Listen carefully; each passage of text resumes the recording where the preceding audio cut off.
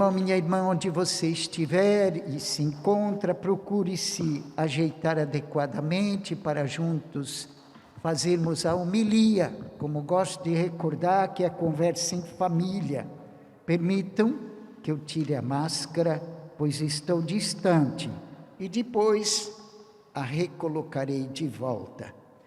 Meu irmão, minha irmã, como já foi dito na acolhida inicial, estamos iniciando o mês de agosto.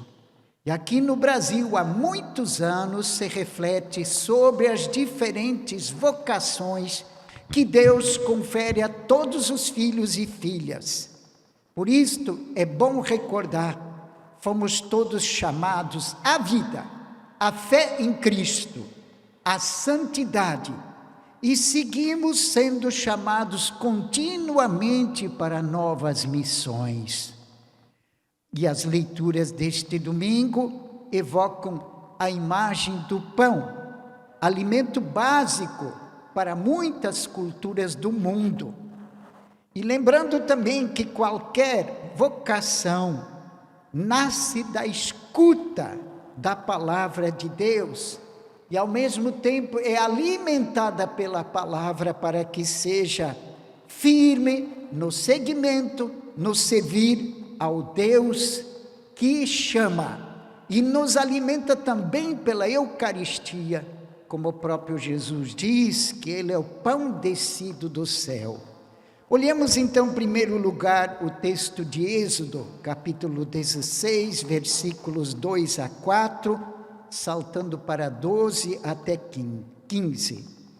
É a narrativa da libertação do povo de Israel da escravidão do Egito.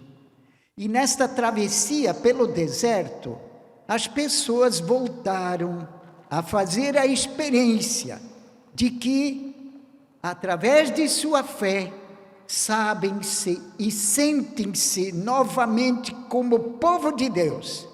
E nessa experiência do deserto, é revelada acima de tudo a ternura de Deus, a compaixão de Deus, de que Ele é caminhada, faz presença na caminhada e na jornada deste povo em qualquer momento, como para todos nós. Nunca acima, sempre no meio do povo. Portanto, é importante nos darmos conta, desde os textos do Antigo Testamento, perpassando os novos, o Novo Testamento, Deus sempre em nosso meio, nunca acima. Ele acompanha seus filhos e faz tudo para que eles voltem para o caminho da vida.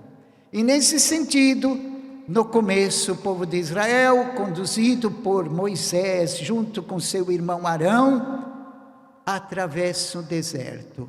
Mas vem o cansaço, vem a dor, vem o calor intenso. O que acontece com eles? Começam a murmurar, a reclamar. E se você se der conta, quantas vezes você e eu, quando provados somos, ou planejamos realizar algo e não alcançamos, será que não reclamamos muitas vezes?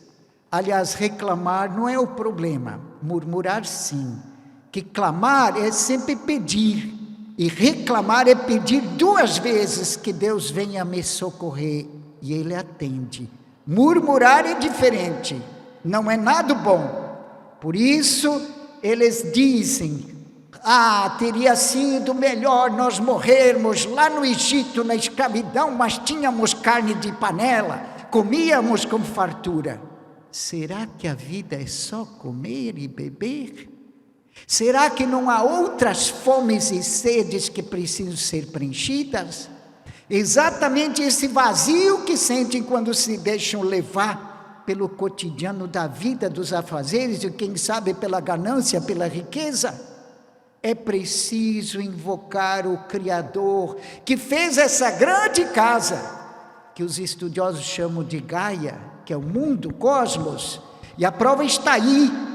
Não é Deus que castiga. Nós vimos ultimamente sendo tão fortemente abalada por chuvas inesperadas na Alemanha, na Áustria, na Holanda, e agora por sul previsto um frio intenso que jamais houve. Por quê?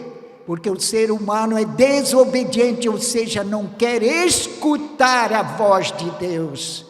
Por isso que acontece, e não é Deus que castiga, é que o próprio sistema da criação, o ambiente todo, foi criado para ter um propósito, e quando nós mexemos nele, desequilibramos, só vemos a natureza como algo, uma mercadoria para obter lucro, nós a destruímos. Nós é que procuramos a própria vingança da natureza, porque ela tem o seu percurso traçado, ela não perdoa.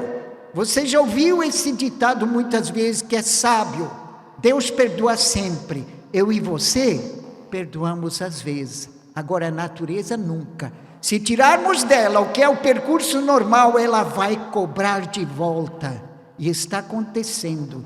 E não é como fundamentalistas dizem, é castigo de Deus. Não, é os humanos que procuraram destruir aquilo que Deus fez com tanto carinho. E é isso também que ele fez mostrar como experiência, que Faraó no Egito, que ganancioso queria enriquecer às custas da escravidão do povo escolhido de Deus, ele envia e liberta. E vai ser assim, é só estudar na história que sempre ocorreu, e vai ser.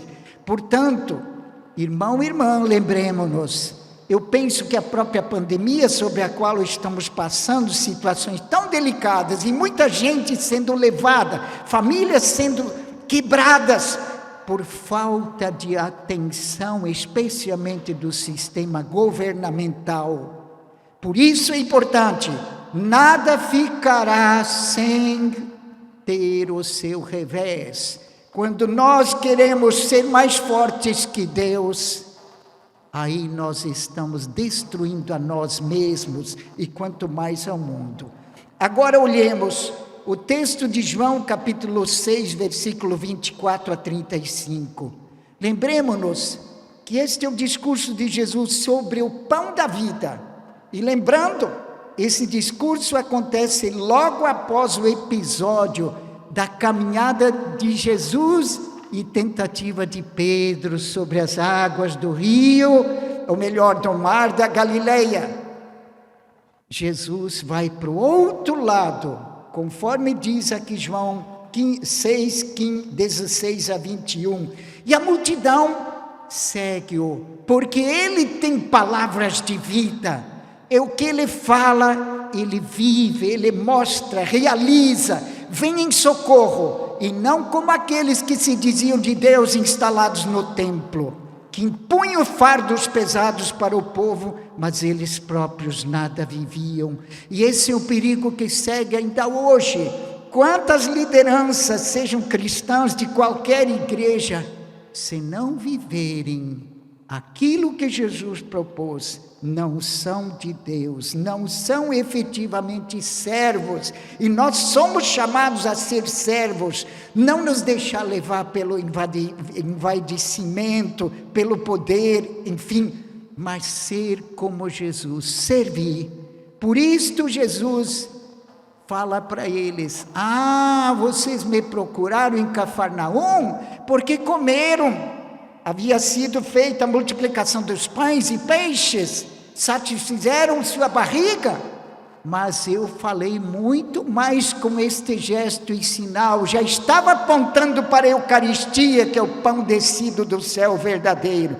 E eles dizem: mas lá no deserto quem nos deu o pão foi Moisés e Arão. E Jesus diz: não foram eles, não, foi meu Pai.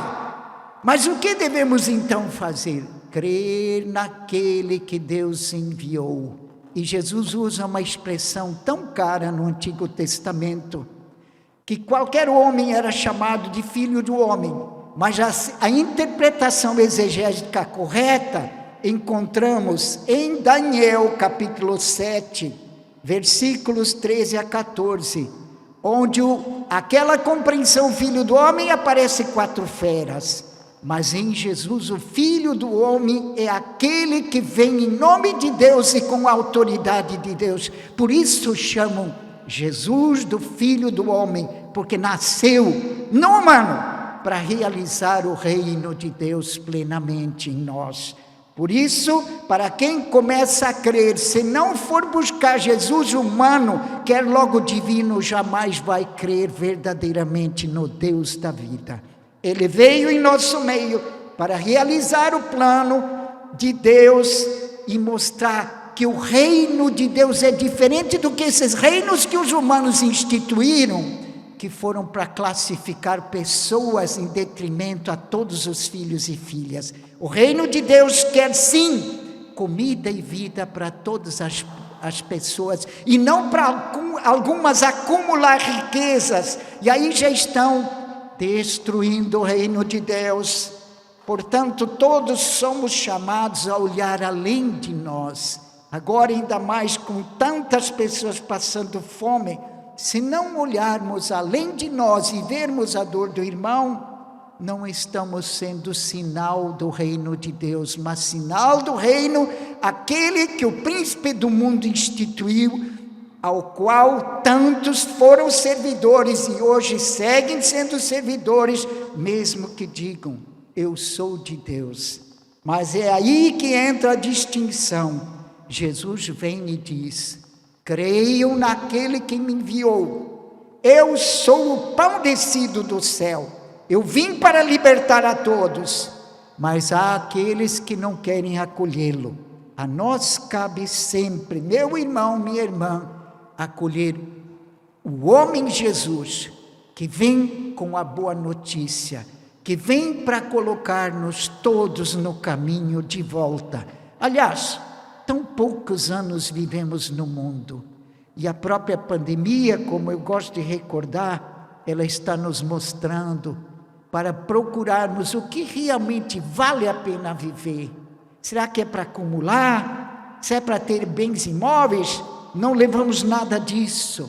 O que levamos é o nosso coração que se voltou para o irmão que sofre, um coração agradecido a Deus, um coração que ajuda quem padece, um coração que escuta o irmão em sua dor, uma mão que se estende como Jesus fez.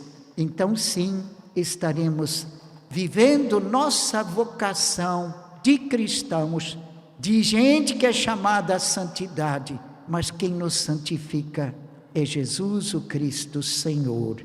Amém. Creio em Deus Pai, todo